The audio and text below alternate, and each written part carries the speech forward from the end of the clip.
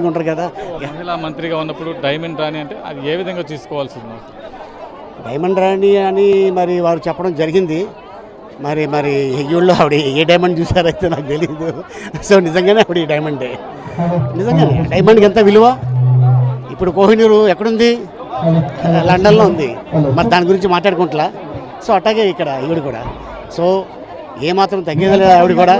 And అలాగే heat ఉంటుంది, ఎందుకంటే రాబోయే రోజుల్లో ప్రజలకు నిర్ణయిస్తారు, మనం చెప్పుకోకల్లా. సో డెఫినెట్గా ప్రస్తుతం అధికార పార్టీ సీఎం చేపట్టిన సంక్షేమ పథకాలు కానీ ఇవన్నీ చూస్తే రానున్న ఎలక్షన్లో ఏ విధంగా ఉండబోతుంది మీ పార్టీ పరిస్థితి? చాలా అద్భుతంగా ఉంటుందండి, చాలా అద్భుతంగా ఉంటుంది. ప్రజలకి కావాల్సింది ప్రతిదీ వాళ్ళ దగ్గరికి వెళ్తుంది. వాళ్ళకి తెలుసు ఆ టైంలో ఎవరిని గెలిపిస్తే మన రాష్ట్రం బాగుంటుంది, మనం బాగుంటాం, మన కుటుంబం బాగుంటుందని వాళ్ళకి తెలుసు. కాబట్టి డెఫినెట్గా రాబోయే రోజుల్లో ప్రజలు